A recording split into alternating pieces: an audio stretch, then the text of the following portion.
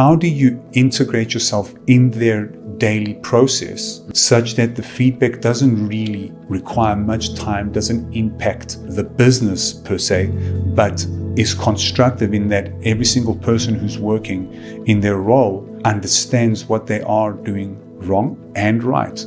So to me, when I think, how do we change the perception of feedback in the workplace? We are integrating it and thinking about principles of what makes feedback stressful in day-to-day interactions. So I am having more positive experiences within the feedback conversation. So if what I'm saying here is, if feedback is associated with something negative, my job is to create more positive experiences for you, so you start associating differently. So then, if I work with the businesses and the managers, we look at it, okay, what are the touch points that you can start communicate differently and signaling to your team, feedback is good, we take it seriously, and it's actually good to your development. But the biggest one for me is, and that's the biggest buck for your money, is teach all your employees how to deal with feedback. It's a meta skill. It's a meta skill because if you learn how to deal with feedback effectively, you're dealing with your own relationship with failure and how you perceive failure. And that not only fixes and helps you improve how you deal with feedback conversation, it changes everything for you. Because how often do you get feedback for yourself? Why did I do this? Why that?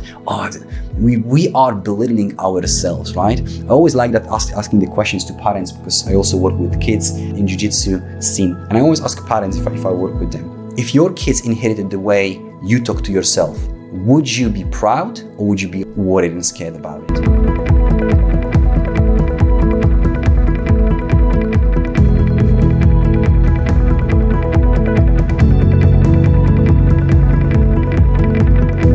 Welcome to the Financial Frontiers podcast. Remember to subscribe to our YouTube channel, hit that bell icon to get notified when we upload new content. Follow us on Spotify and give us a 5-star rating. It will help the channel, which I hope you love so much. Here we are, another Financial Frontiers podcast today with a guest named Raf Baron, a feedback coach, which is a thing that I honestly did not know about.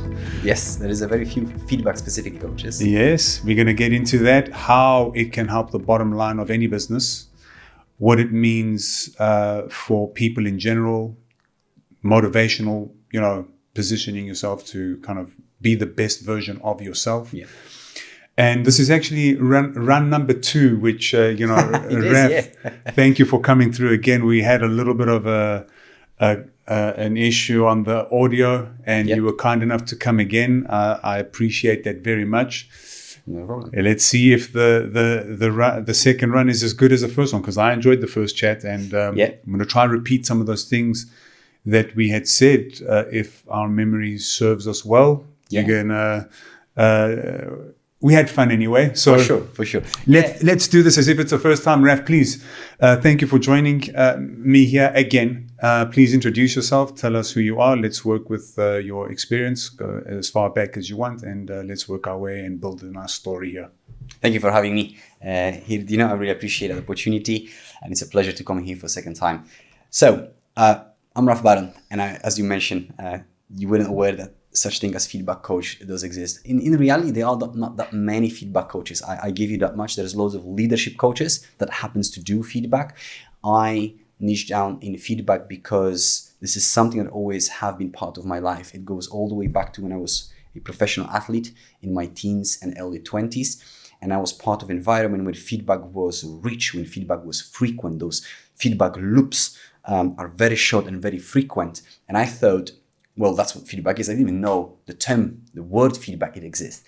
In my mid-20s, I had to finish my sporting career. I wasn't making the amount of money that would sustain my family the way I wanted. So I had to transition to being an employee.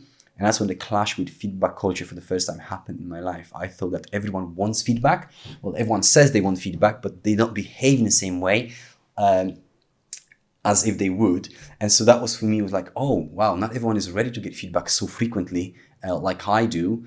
And so that was my first sort of clash. And fast forward 14 years working with various teams, and as a leader, as a manager, the feedback and the coaching, developing people was always at the core of everything that I do. That's, to me, reflected glory shines the brightest. I love watching people becoming the best versions of themselves. And if I can play a small part in it, I absolutely love it. And so fast forward 2018, my good friend and mentor convinced me to try set up my own business and work in that capacity with businesses. And that's what I've been doing since 2018. I work with small businesses and big businesses, helping them creating feedback culture, their competitive edge, how to work with managers and teams and helping them create the environment where everyone can grow, which what it means, it attracts and retains and develops top performers, because top performers, your rock stars, are really feedback savvy. I would say everyone is feedback savvy, but not everyone has a good feedback experiences. And so they start forming this negative perception of feedback is, last time we spoke about it, we both have some backgrounds in sports. For us, feedback and those short loops are normal part of day-to-day life. Not everyone has that experience. And so what they do is they create the perception of feedback that comes from the workplace. And unfortunately, most managers are not skilled how to give it. So everyone goes like, all right, if I told you or any employees that are in my workshop that I ask, I've got some feedback for you, what's the instinctive reaction? Everyone goes, what did I do wrong? What did I do wrong, right? And that's the negative perception of the feedback that we have. And so, that's what I step in and I change the perception of the feedback, make it less stressful. More importantly, make this environment from feedback, delegation, and coaching very enjoyable and something that draws in top performers into. Right. So could you take us back to your sporting life? What's I'm not sure if you mentioned it. I don't know what it is, but give us some background around what your sporting, because you're a professional athlete. What was that like, and kind of run us through that very frequent feedback loop that you were getting and how it was benefiting you as a professional athlete. Yeah, that's one of the biggest realizations that I have, the difference between the world of sport and the world of business, which both industries are set up to be high-performing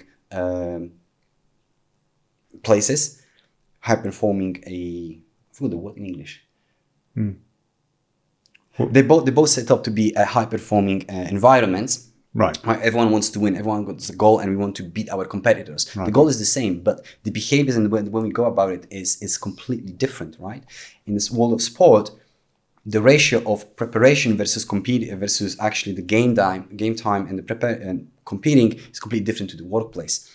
And the biggest thing that I realized and noticed is in the world of sport, your feedback loops are very short and very quick, right? And so let's just say your coach notices that you're making mistakes, right? So you're making mistakes. You're not as good as you should be here. Your coach comes up to you, gives you the feedback, and then shows you how to do it better. Then you start practicing it, and within 5 to 10 minutes, you're getting better at that.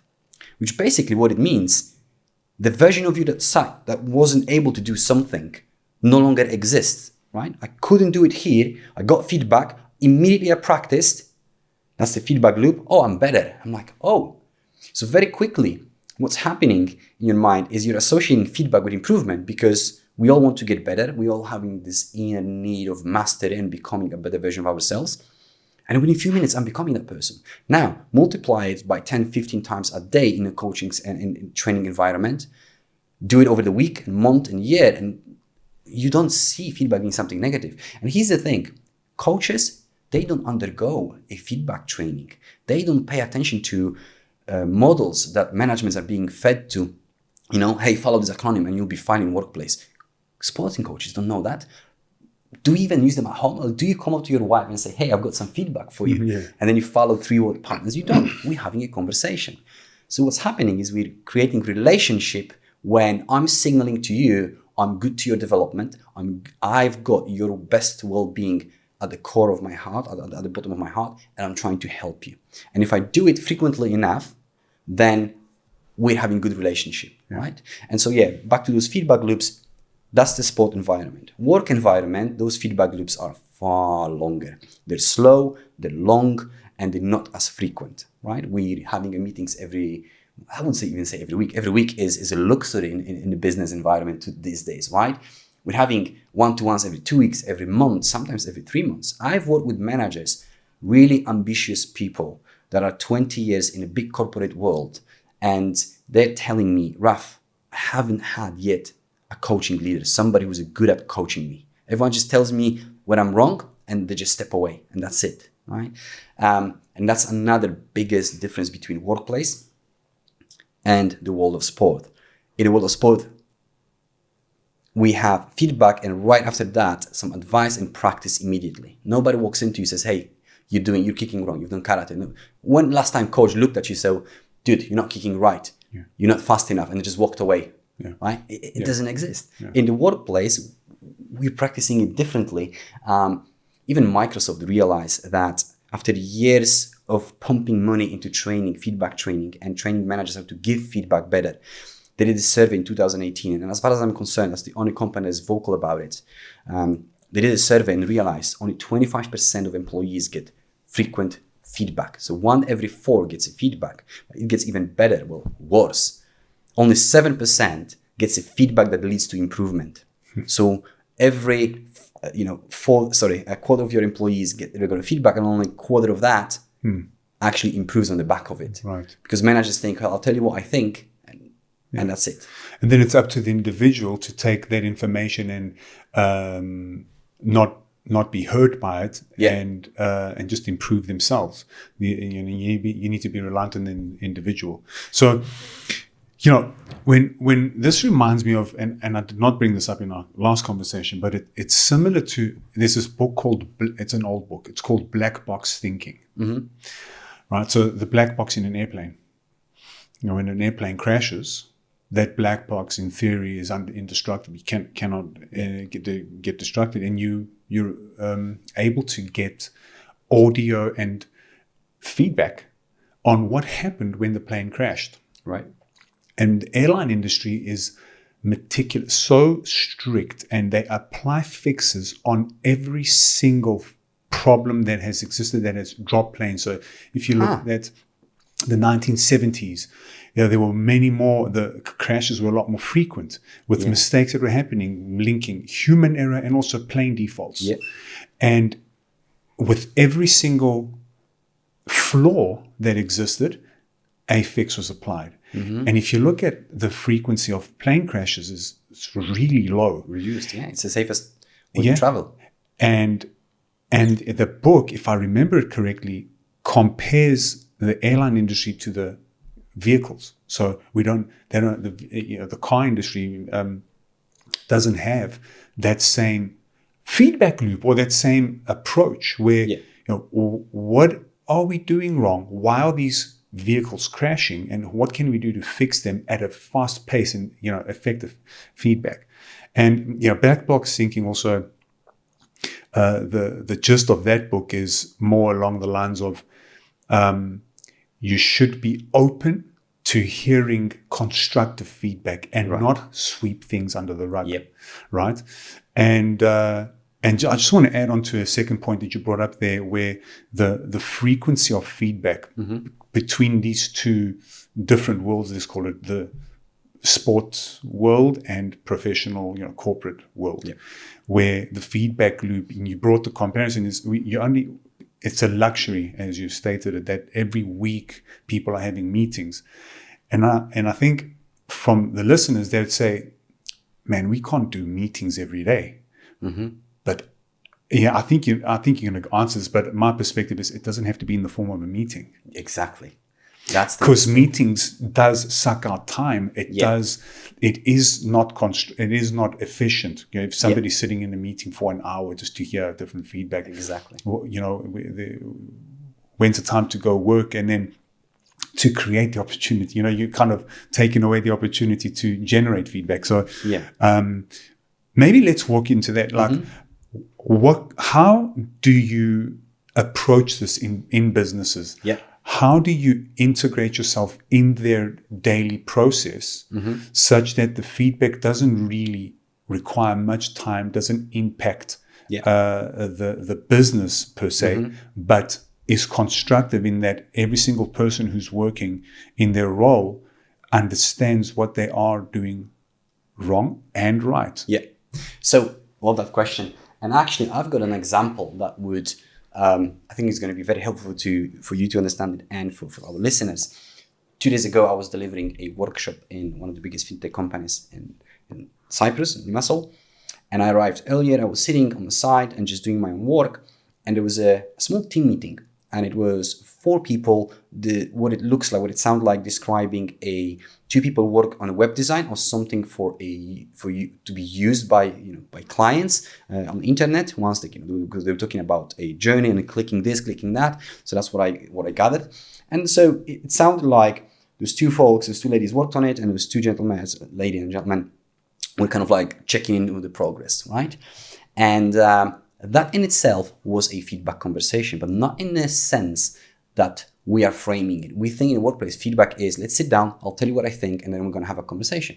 It was a casual conversation on the progress, but there was loads of feedback going in and out. So to me, when I think, how do we change the perception of feedback in the workplace? We are integrating it and thinking about principles of what makes feedback stressful in day-to-day interactions. So I am having more positive experiences within a feedback conversation. So if what I'm saying here is, if feedback is associated with something negative, my job is to create more positive experiences for you, so you start associating differently. So then if I work with the businesses and the managers, we look at it, okay, what are the touch points that you can start communicate differently and signaling to your team, feedback is good, we take it seriously, and it's actually good to your development.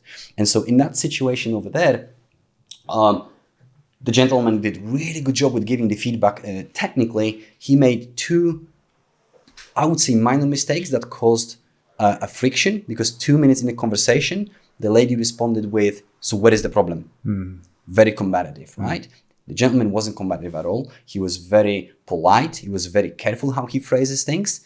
Unfortunately, he made 3 small mistakes. Right? The first one was he used the word feedback in the first place. So that's my first advice to everyone in here. If you want to change feedback culture in your workplace, stop using feedback as a word, because it already has a negative connotation. Just have a conversation, right? I already told you, you had said that if I tell you, hey, I've got some feedback for you, in your mind you go, whoa, what are they wrong? And so if I want you to lean forward and listen to me, Dino, and then take action, it's my job to avoid the moment when you go, oh, what's going on, right?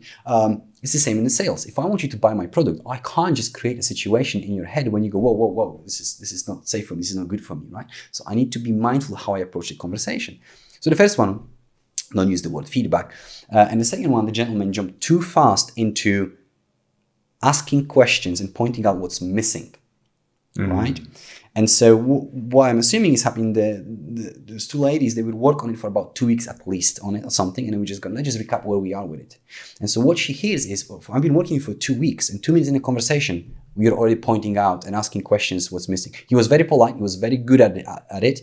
It's just the timing, the pace was wrong, right? You need to manage the timing, the tension, and how you deliver the feedback. And so coming back all the way to your question, when I work with businesses, we're looking at all the interactions, one-to-ones, team meetings, hugely important. How you ask the questions, how you give feedback. Do you give feedback in front of everyone else? Okay, can you eradicate some of your habits in your communication that triggers that, feeling that this is personal attack kind of thing? And so that would be the approach. And how do we do that? Most companies go wrong about it because they're trying to solve the problem with a solution that is baked into the problem. So here's what I mean by that. There's this famous slow elevator problem, right? Just imagine you're owning this building, and your tenants are complaining that the elevator is too slow, right? How would you fix it? What would you do about it? What's the solution to a slow elevator? Oh, speed it up. That's the immediate reaction that we all have. I mean, it's instinctive, right? It's instinctive, right? And so because we don't double check if we are solving the right problem, we just start solving the wrong problem, right? What if you checked and looked if there is any mirrors in your lift, so the time passes differently? What if you add the music? What if you make sure there is a Wi-Fi so we can actually go on the Instagram while we're in the lift?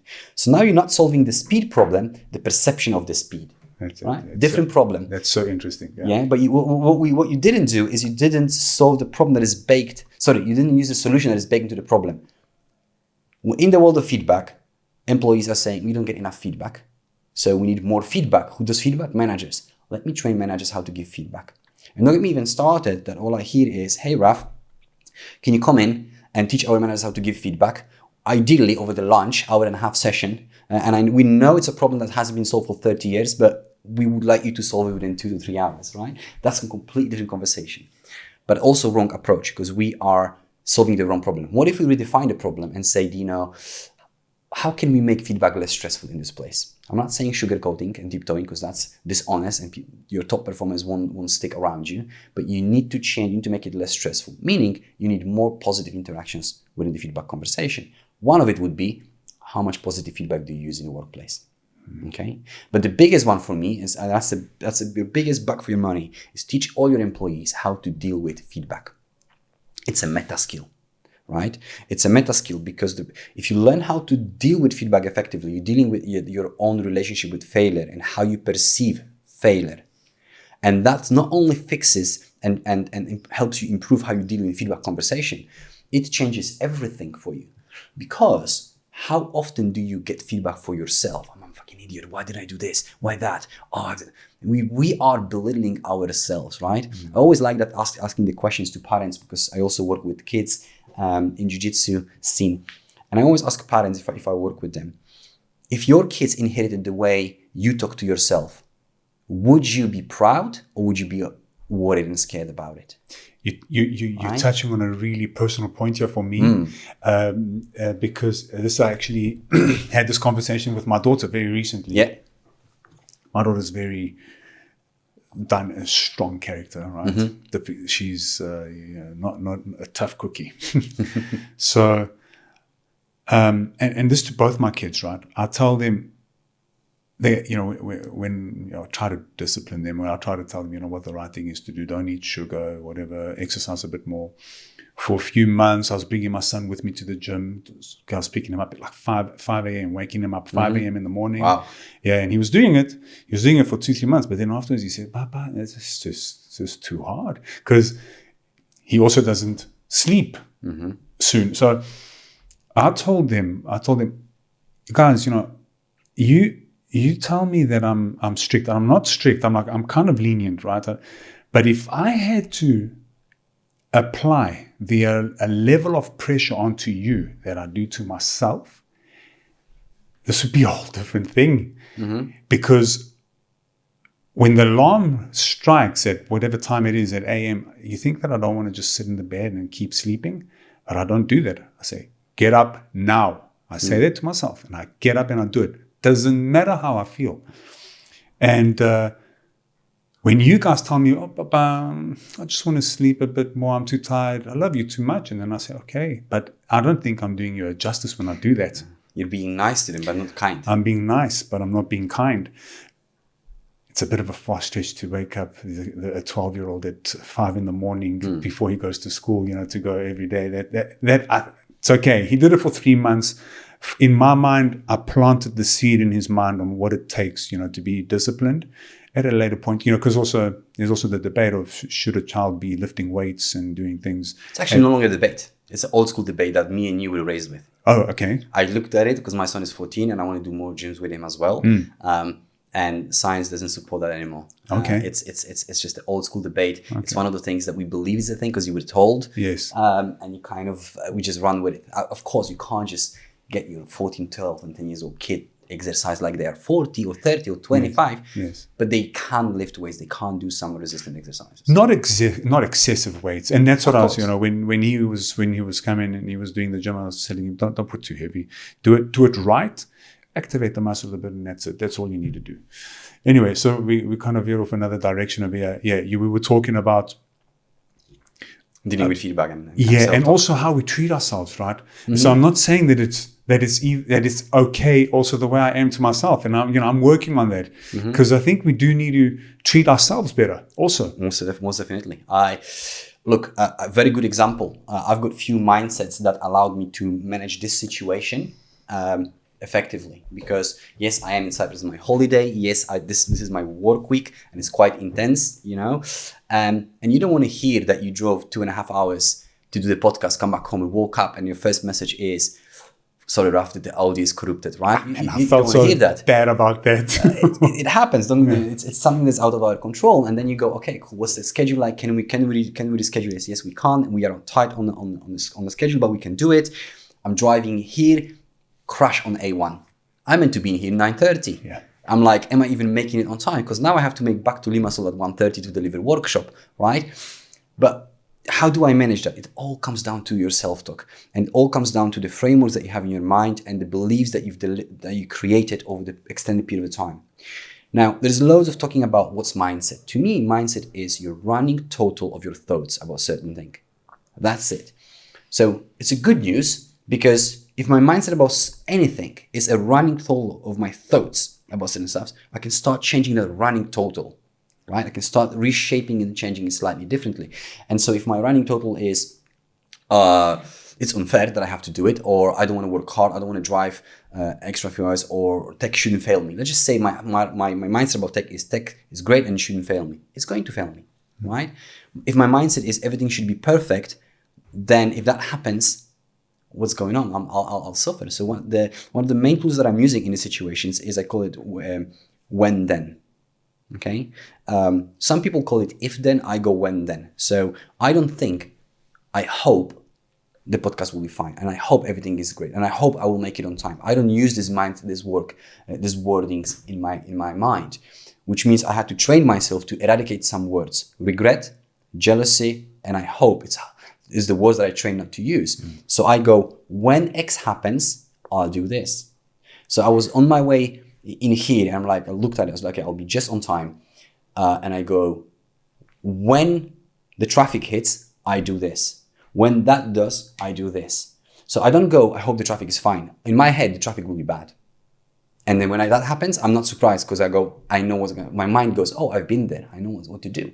If I do public speaking events, I don't go, I hope I won't freeze. I go, when I freeze, I'll take a sip of water. When I forget what to say, I will laugh it off.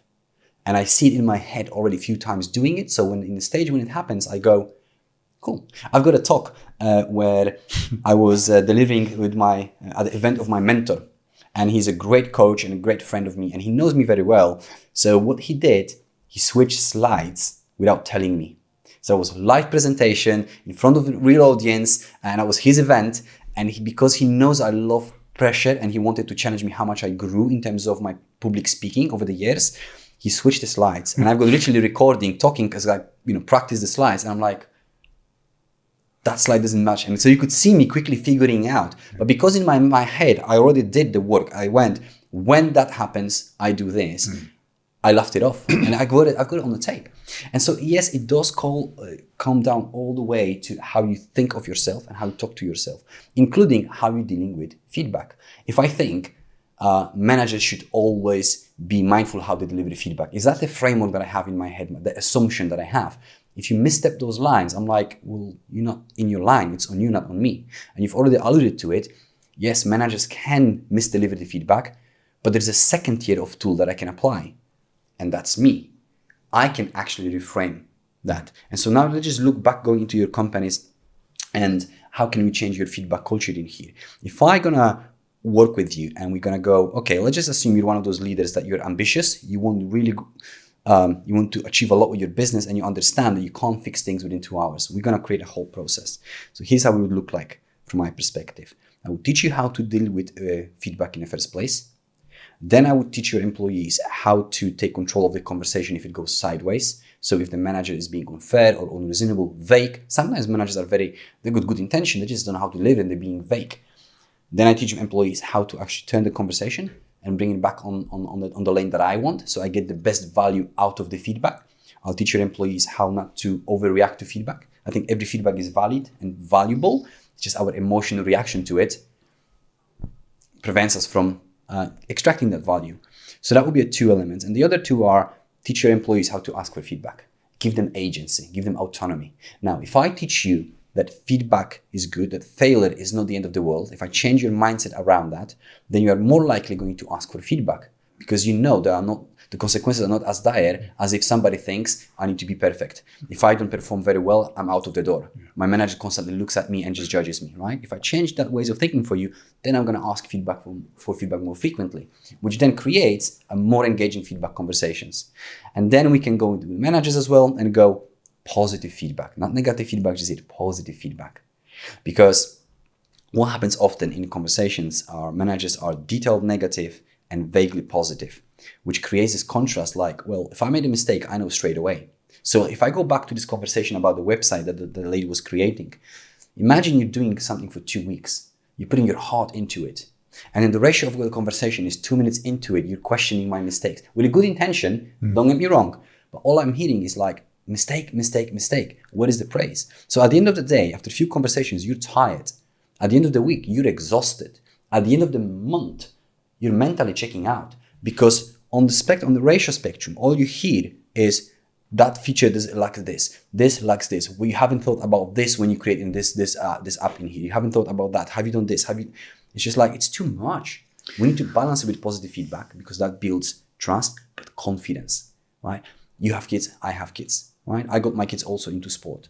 My son wasn't very athletic. How did I build his confidence and see himself as athletic and becoming an athletic?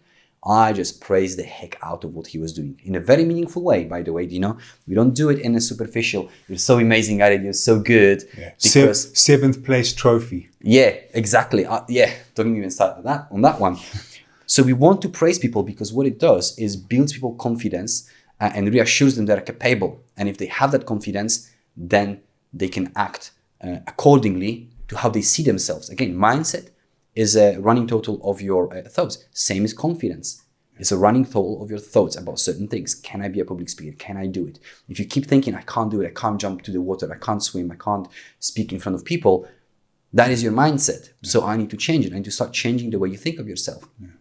Like I've mentioned, don't be superficial. There is a story that I shared last time when we spoke in here, so I'm going to share it again. I praised once my son in the jiu-jitsu session and he looked at me really angry.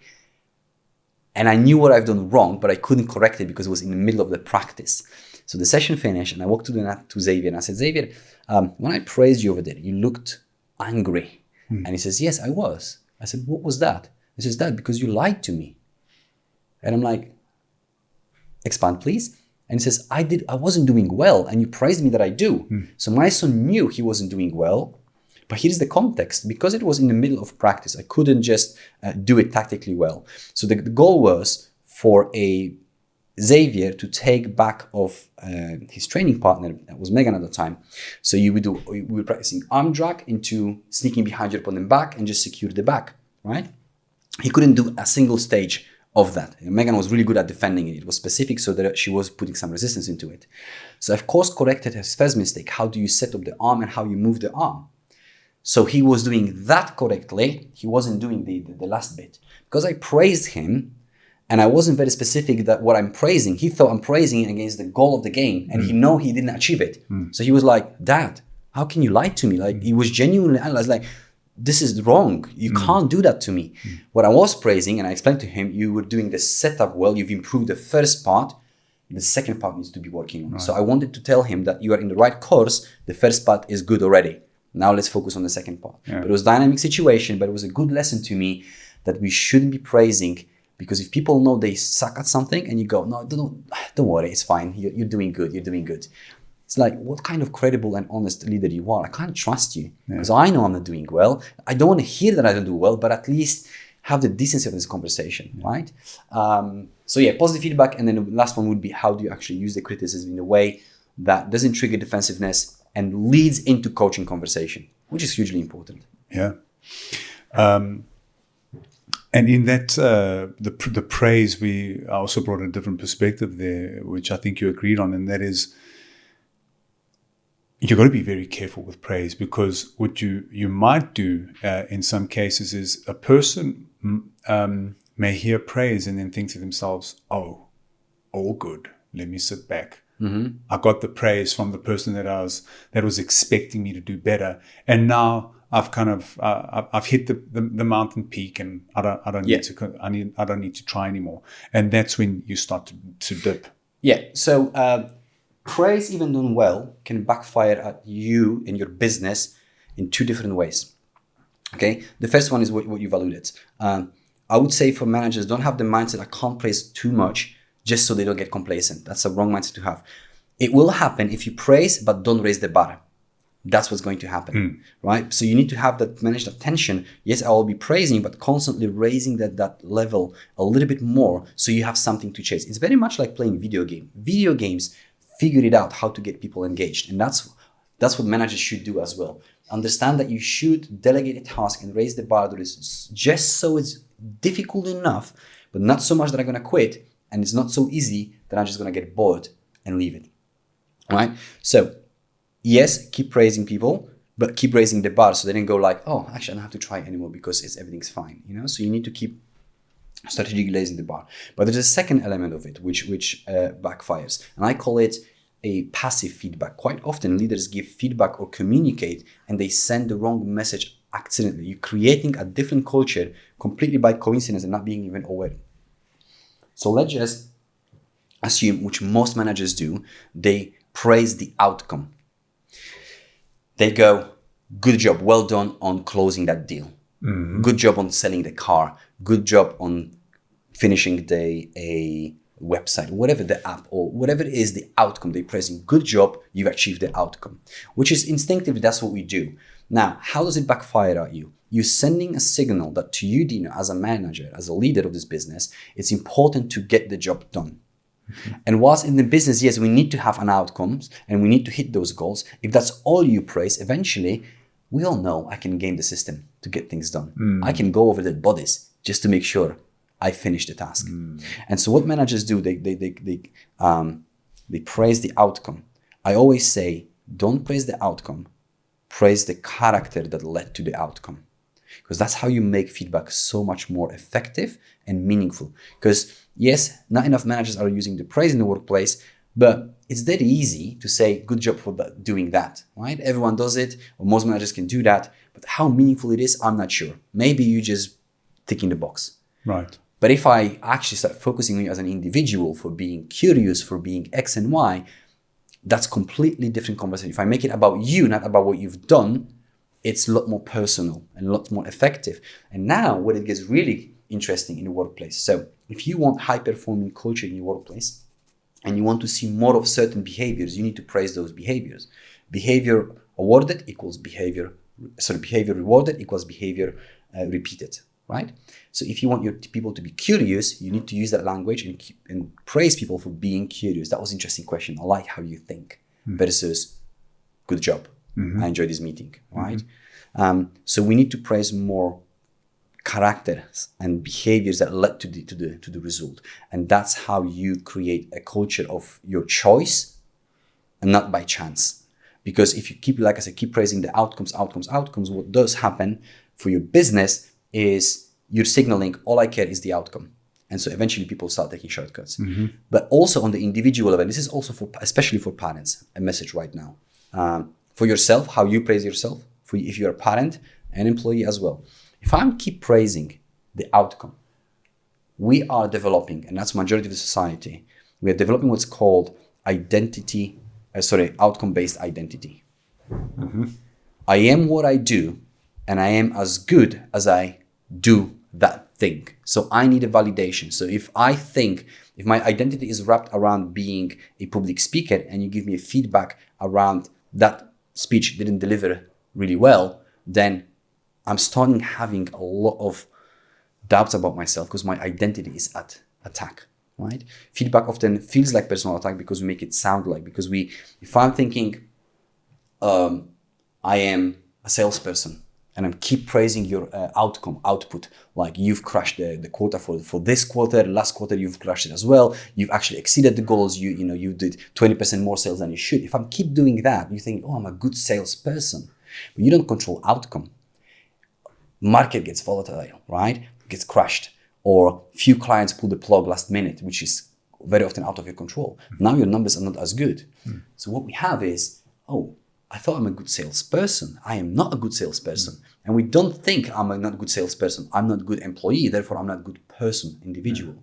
And so outcome-based identity is really dangerous for all of us, especially for our kids. If you develop that and we go say, hey, good job with doing this. You look amazing. You do this amazing. They think, if I want the praise from my father, well, he needs to praise me on my aesthetics, right? If I go with my son to the gym and we exercise, I don't praise too much every now and then just to play into it. how he physically changes. Because he thinks, oh, to get a praise for my dad, I need to look this. That's a wrong thing to praise. I'm praising the attitude that he puts into it, the effort that he puts into it. So he develops a process-driven identity, right? So in other words, what we want in organizations is we want to be goal-oriented and process-driven. And we are otherwise, we flip it. We are goal-obsessed, which is not in your control. You brought a great example in the last one with this, where professional athletes who reach real high peak. And I think you brought the example of Thierry Henry, where he was asked in an interview, what was it like for you when you got into retirement? And he said, it's like a piece of me died. Yeah. He said, look, nobody prepares you how to die. And a piece of me died. Because if you see yourself as that, and now that's taken away from you very abruptly, you're like, who am I? If I'm not this, then who am I? And society has a very little empathy for professional athletes because, well, hold on, you've just accrued, you've got 100 million in your bank account. How can you be depressed? Like, it doesn't compute. Well, money is not everything. Identity, purpose, mastery, it's super important to us as individuals. And so that's a very dangerous thing for athletes to do, is to associate themselves with what they do. And so the way I think I've done a pretty well job across my lifespan of not thinking of myself as what I do. I am Raf Baron and I do feedback coaching. Although I introduce myself, I'm a feedback coach because it makes sense to people. I don't think of myself, I am a feedback coach. I am not a parent. I am not a jiu-jitsu athlete. I'm not wrestling. I'm not coach. I'm Raf Baron and I do coaching, doing those things. In other words, the way I look at it is, or the way to look at it is, think of yourself as a house that has multiple rooms. You're going to move between rooms, and each room that requires you to behave differently. And you get to choose how much time you spend in each room. If you go to one room, you're a wrestler. You get out of it, you come to the next one, you're a parent. You go to the next one, you're something else. So if one is not accessible to you anymore, that's fine. I've got other things as well, right? The same thing is the way I look at it with my identity. I do all those things, and they will shape and morph. They will change as well. The shape of it will change, and what I do will change in the future as well. But I'm not as attached to it. I'm focused on the process and who I'm becoming as an individual, and I do all those things. That's an awesome characteristic to adapt, because what that also sets you up for is prepares you for the worst. Yeah. And so you're agile, you're adaptable, where, here's another example. I relocated. I was based in South Africa. That's what I grew up in, knowing, the culture there, and that my life over there, it's very different to what it is in Cyprus.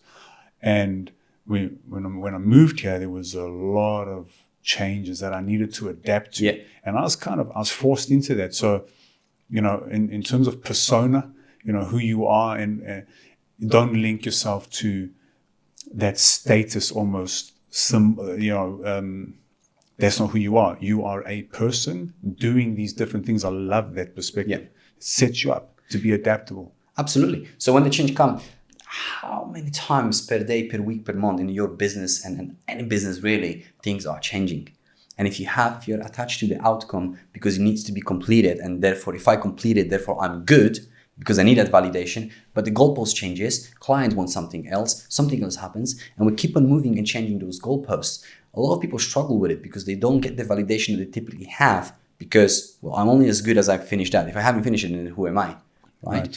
So we want to praise less of the outcomes. Yes, strategically every now and then as well, but what's the ratio on average, right? If you do praise, focus on the person and less on the outcome. And so for a business, right, we're hearing this, let's call it motivational, kind of inspirational talk that might seem it resonates to each individual person. But if you're a business, you're reliant on your people. And, you can link that to your bottom line. Really, you can. If you and this is in my mind, and maybe you can expand on this, maybe even bring some case studies on how you've seen this happen, where you're a company, you've got an X amount of employees. Those employees perform in a certain way. That's your business. If you adjust the way these employees do their daily thing, right, and how they are motivated and how they improve on themselves and all of the stuff that we're talking about, which if the person is listening to this and is serious about their own self-improvement, that person will go on and do good things.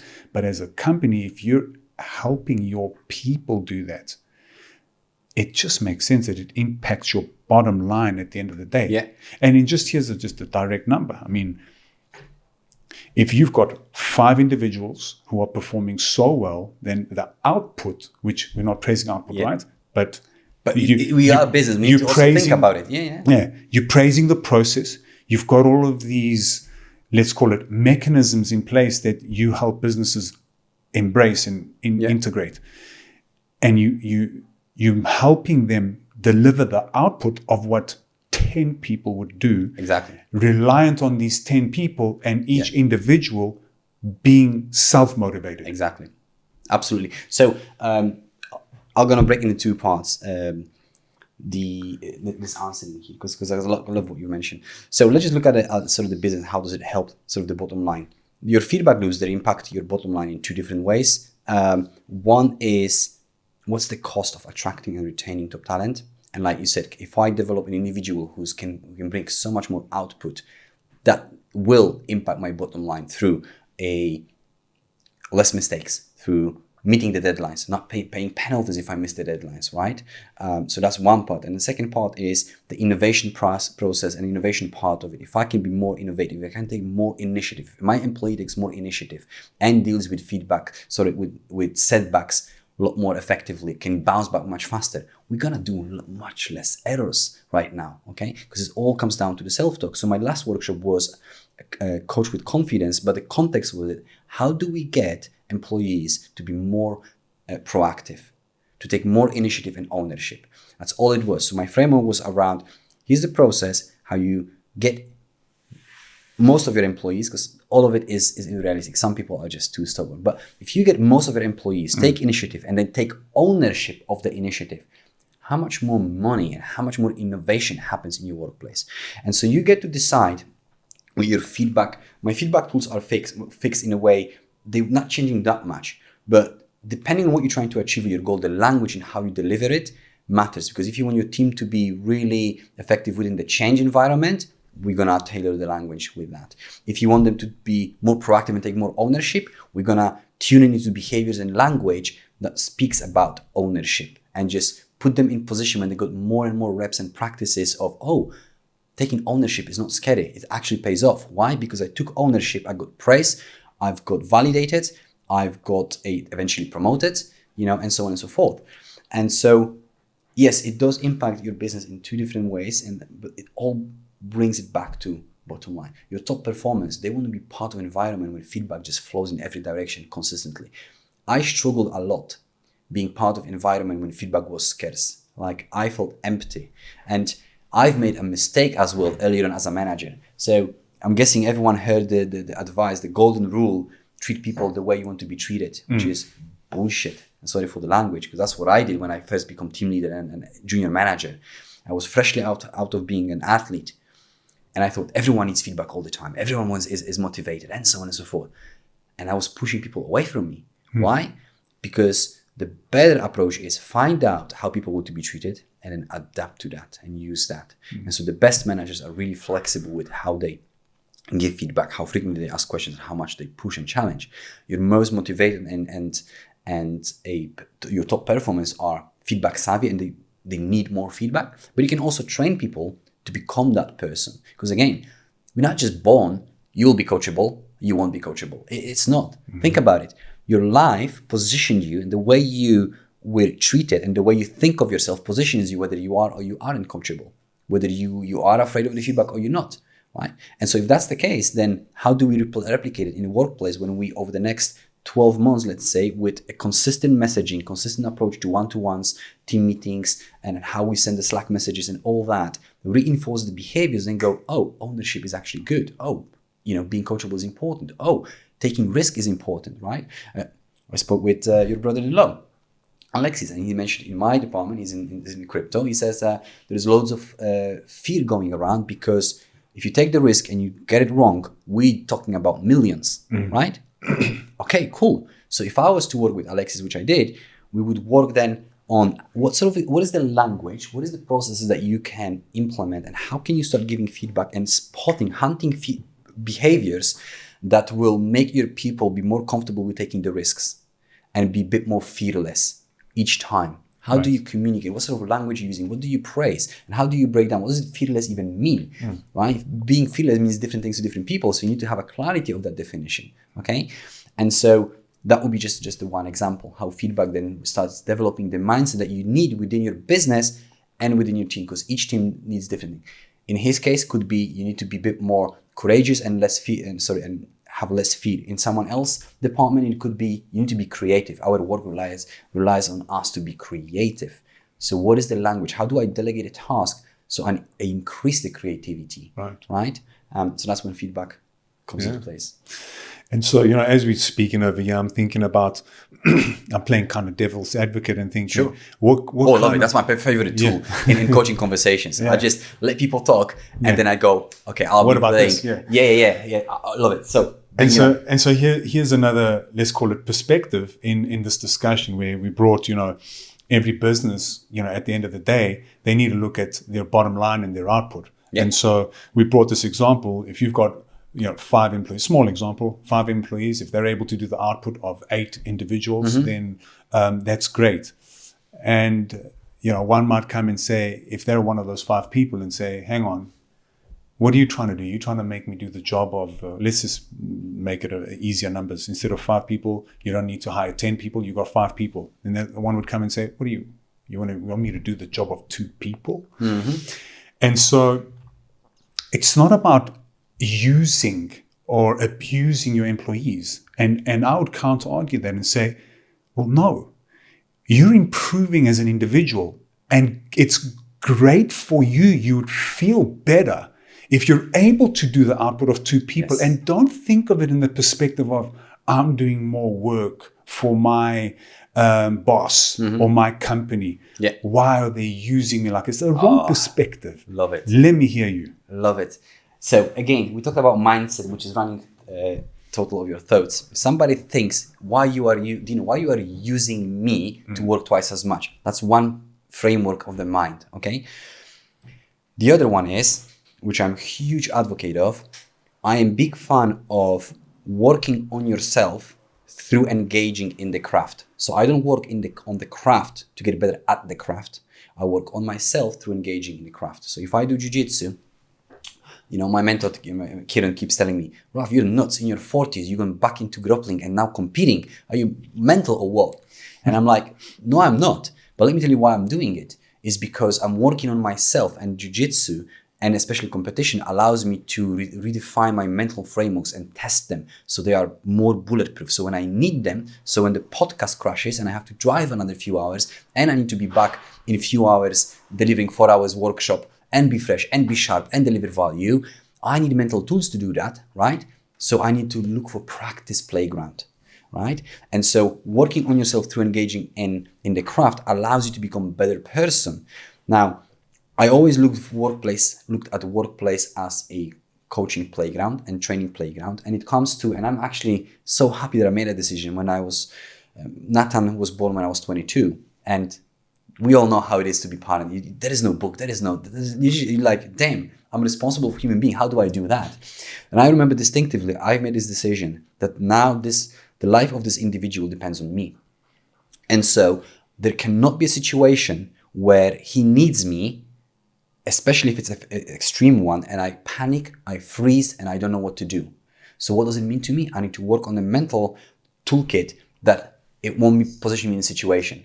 So I made a decision, every bad thing that happens to me from then onwards is another training on my confidence and resilience. So whatever happens, so even this I could complain about, this whole situation with the podcast. No, as another opportunity to practice my mental frameworks. It's another opportunity to get a little bit more resilient. So thank you very much for another session, right? It's another kind of like going to the gym to me. That's how I look at it. Bringing it back to the workplace. At the core of my methodology when I work, and that's very early that I say, even in my last workshop, I said, I started with it's your job, your team, your career, right? You don't do it for Xness, you don't do it for Volvo, you do it for yourself, right? And so if I start challenging you, you're growing as an individual. But to do it effectively, I need to sit down with you, and I call it a social contract. We're signing the working contract because low is low. But what I'm doing what I teach managers is when we sit down, I'm going to find out who's Dino, what he wants to be, what kind of father you want to be. Okay, you've got 2 kids. Okay, you're into sport. You want them to grow. You want them to do this. Okay, cool. Now I understand it. I'm going to shake the hand with you, and I'm going to help you become that father. I will. Because I'll use workplace as a practice playground for you to be more curious, to ask better questions. I show you how to praise effectively so you can do that at home with your kids when they do sports. So I'll be having conversation with Dino, with you, about your kids more often, just so we can talk about mental frameworks or tools so you can use with your kids, which what happens is, oh, Raf is good to me. Raf is helping me be a better father. Personally. Not for the company, yeah. And I'm saying now, you can practice it within workplace. Yes, company benefits from it, but you're benefiting from it. And so in feedback, what it often happens is a manager would come in and says, hey, do this because my client asked for it.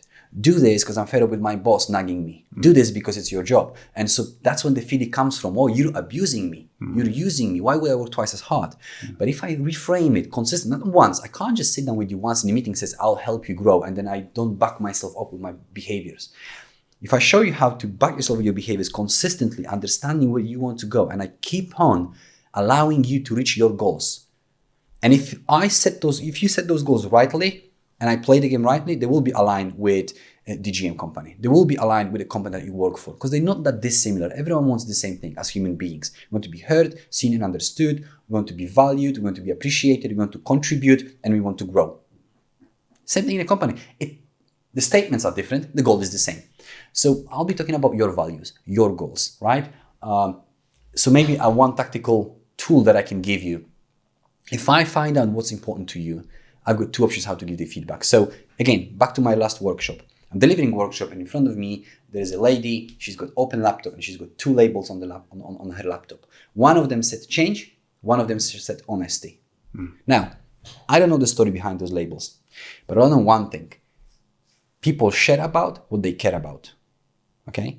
So if I was her manager, I would have a coffee conversation and I would ask about that label. I would go something along this line. It's a very interesting label over there, honesty. Where does it come from? And if it's you who did it, you must have a reason for it. So you tell me. Chances are, honesty might be one of her main value. Brilliant information. Because let's just say now the same employee makes the mistake and treats another individual poorly. Okay? I can go to you and I go, hey, Dino, you're not being professional. This is not how we do. This is not how we behave in here. And I am not having it anymore. I am fed up dealing with complaints about you, right? If I'm sending that kind of message with my feedback, that's one way of doing it. But I can go to you and say, Dino, I remember a conversation about the honesty that you have and how important for you it is. And I would pause for 2 seconds. And I'm worried you're walking away from your core value when you're dealing with Raf. Yeah. You're very honest in this situation. I can see how it's important to you and you've demonstrated with this project, this and he. However, when I watch you dealing with Raf, I don't think you're that honest with him. What's going on? Yeah. Now I'm having a conversation about you as an individual, what's important to you. And so if I learn as a manager how to do it consistently, and it's going to be me helping you becoming you better version of yourself, not employee, not better coder, every now and then I'm going to slide in the feedback around your job description. Don't get me wrong. It's a business. If you're not making money, we don't have a job, right? But majority of my feedback will be about you, your goals, your aspirations, who you want to become, what's important to you. And so now I have far better chance of engaging you, Dino. And now we are coming completely different, having completely different relationship. So much so, if I misdeliver my feedback, you'd be like, that's cool. I respect Raf. He wants the very best of me, right? Last time, remember I said this thing, and I use it in every workshop actually. Imagine you have this one feedback that is going to change your life. But that feedback will be delivered by 2 different people you like, and you have a good relationship and you trust that individual, and you don't trust another individual, and you don't like that individual, you don't have a good relationship. Will you behave in the same way with this feedback? Naturally not. Naturally not. And that's literally majority of the people saying exactly the same thing. There's an odd one person who says yes, but if you push them, the answer is no. Right? Why? Because we are human beings, which is irrational in the situation, because that's a piece of information that's going to change my life. So I should be selfish and take it. But we can't pass that emotional barrier. So what it means in the feedback world, in your organization. It's less about how you say it. It's more about how you position it. It's less about the notes that you have to play with. It's more about how you play those notes. Can I build a trustworthy relationship just so the feedback lands better? Right. You want a point before, and I actually had a thought in my mind, and it slipped my mind. It was an interesting one, but anyway, we move on. Yeah. And also, I think you're pressed for time, right? We've been at this for almost an hour already. Yeah, about 5 minutes or so. Yeah, you're absolutely right. At the most. Let's try and remember. If was there anything that we spoke about last time? I think this one's been going good. Definitely vibes as well. No, we covered most of the things really. If I'm honest with you, for me, the main message that I always want to convey to business owners and to managers as individuals and business owners as well is to look at feedback as a mindset, not as a single tool that is just part of my job. Feedback is not your job. You don't go to your wife and says, "Hey, honey, I've got some feedback for you." You're having a conversation. It's our moral obligation to help another individual grow. And so if you look at it from perspective of the mindset, then on the individual level and on the company level, the question should be, how do we incorporate this mindset where feedback is good so everyone grows? Because genuinely, I hear a lot of conversations online about mental well-being. I think it's a mental awareness week, at least in the UK, maybe worldwide right now. I'm not sure. And there's lots of conversations about mental well-being, also well-being of your employees, and there are loads of activities that are happening. I'm not saying you don't do them. What I am saying is I don't hear enough how we help our employees deal with feedback better. Think about the mental well-being that it would help you with if I just showed you how to deal with failure, right? And we don't praise people enough. Think about what would it do to your mental well-being. So if you look at the reasons why, if you look at the reasons why people leave in companies, every survey consistently in top 3 will show you I was not valued. It makes sense because, and you've kind of painted this picture, but I'll say it in maybe different words here. Somebody who's putting the effort, and at the end of the day, yes, they're doing it for different reasons. They're doing it because it's their job. They're doing it, for their own selfish reasons. I want to feel good. I'm learning or whatever it is. Part of it is also I expect that the reason that I'm doing this and the client or my boss or the manager is looking at what I'm doing and is going to appreciate it. There is that expectation. And it's in human nature, we've heard this many times, negative news spreads like wildfire. 10 times, whatever, 4 times. There was a statistic. I think negative news is replicated and heard over 11 people, while good news goes to 4. Well, that would be in the ratio. Accurate, yeah. Yeah. And so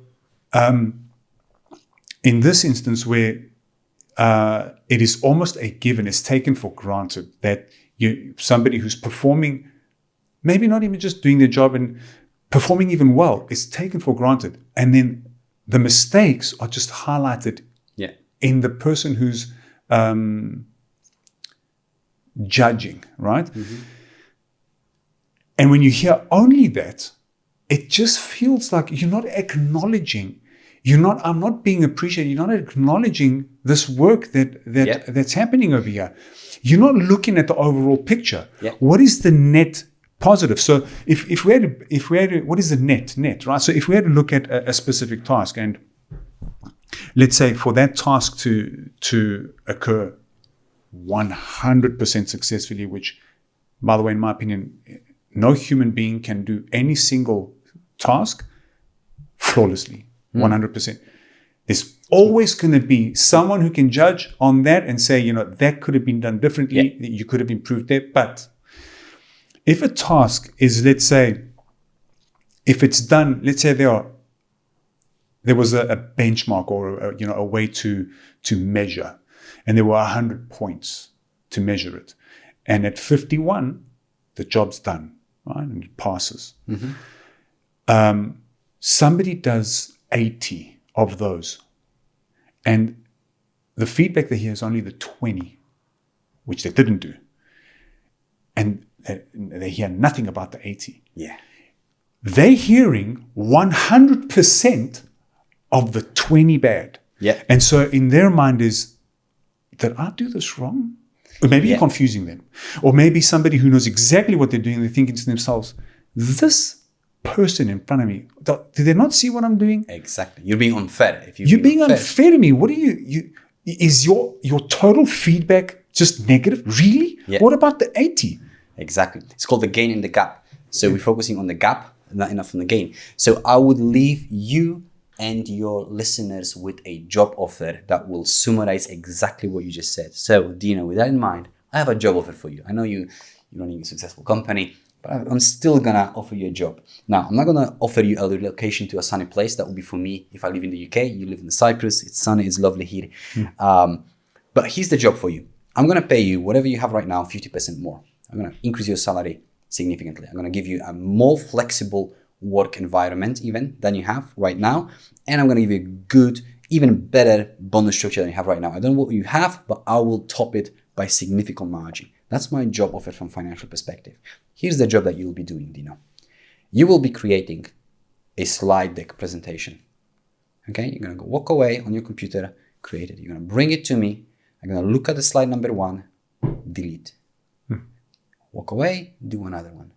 Every time you come back, I'm gonna look at it, delete, back off. Twofold question. Will you accept the job offer from me? So here's my answer to that question, right? And I know where you're going. I think I know where you're going with this. If somebody doesn't have anything to show for what they're doing, they'll feel useless. Doesn't matter how much money you're getting.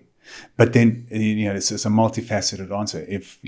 If I'm at the job just for the paycheck and I live paycheck to, I just live for, I get to work, do the job so that I can live in the weekend, you got the wrong mindset from the get. Yeah. And so somebody who would say, yes, I would take that job is not thinking about it.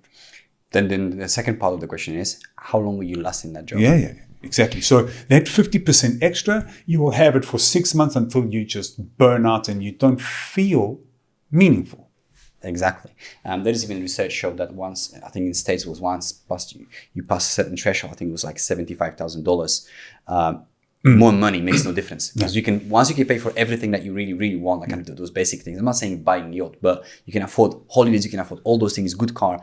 More money doesn't make much difference. Yeah. You need to have a purpose and meaning, right? Why? Because you want to feel like your work matters and contributes to something bigger. You want to feel like you're being valued and appreciated. I'm not giving you any feedback. I'm just leaving it in front of you. I'm paying you, so that's your job. Get on with it. You will do it for a short while if you want money, but it gets demotivating, right? And so now think about the implication of what you just said when you delegate a task, when we keep delegating just tasks to get just the job done versus can I delegate you tasks that you feel engaged and switched on, which requires me to think what Dino likes and what he wants to be, right? If you give me working on slides and spreadsheets all day long, for me, I'm not that type of person. Someone else loves it, I don't, right? So think about what you praise, think about how you give feedback and what kind of sort of coaching questions you're asking just based on that principle that people want to be engaged, have a meaningful life, have an impact with their work and someone else's benefits from their work. Right? So now you got to understand that and give feedback that contains those principles versus this is your job, get it done. Right? Awesome. Raf, thank you very much for coming again. Maybe some closing comments. Where can people find you? How can someone reach out? How can you impact the world more? Thank you. You can reach me mostly on LinkedIn at Raf Baron. That's where I spend most of my time. You can go to my website, busygettingbetter.co.uk, or email me at raf@feedbackcoach.co.uk. I'm also on Instagram, which I share a lot of content, jiu-jitsu specific and kind of like mindset with kids and so on and so forth. So I am active on those two social media platforms.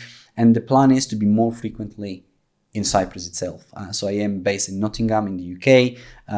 We love it here. I want to be more frequently back in here in Cyprus. The plan is, after our last conversation, I come up with the idea that I want to host some roundtables conversations around feedback cultures and high-performing feedback cultures. So I want to do it more frequently here as well, and do more work in Cyprus. So hopefully we get to see each other in some speaking engagements or any events in the future as well. Feel free to reach out if you got any questions as well. Well, like I said, mostly through LinkedIn. That's where you see me the most. Yeah. Thank you, Raf. Thank you very much for coming in again. And also just, I need to highlight this. This is just an example of how you take control of the situation. Yeah. We had the podcast on Monday. First time it happened, right? Sound file got corrupted. You took control of the situation. You brought your own device and you said, what if that happens again? Well, here you go. We have another one. Yeah. We didn't manage to get any backup files over here, but this is a lesson that I've learned, right? Of course. I'm going to get a couple of these. I'm going to get a few more backup things, whatever, but we live, we learn. Exactly. Awesome. Thank you. Thank you very much. I appreciate it. Thank you.